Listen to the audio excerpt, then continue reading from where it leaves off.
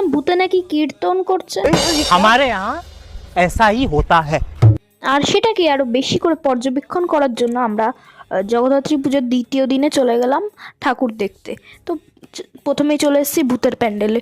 দেখো অনেক রকমের ভূত আছে, গলা কাটা, কঙ্কাল, পেতনি, ডাইনি, আরও স্পেশাল যেটা সেটা হলো কীর্তনালা ভূত। সেটা এই ভিডিওতেই দেখতে পারবে।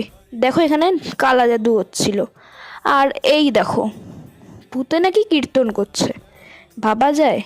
তারপরে আমরা ঠাকুর দেখে নিলাম। দেখো জগদ্ধাত্রী ঠাকুর কত সুন্দর। তারপরে আরও এরকম করতে করতে অনেক ঠাকুর দেখে নিচ্ছি। দেখো ঠাকুরগুলো অনেক সুন্দর আর লাইটিংগুলো অনেক সুন্দর। তারপরে আমি খেয়ে নিলাম আইসক্রিম আর মেলাটা ঘুরলাম। আর মা এখান দিয়ে কিনছিল কানেরটা। তারপরেই আমরা ফুচকা খেলাম, খেয়ে বাদাম নিয়ে চপ খেয়ে চলে আসলাম বাড়ি। বাই। আর আসার সময় মিষ্টিও খেয়েছিলাম।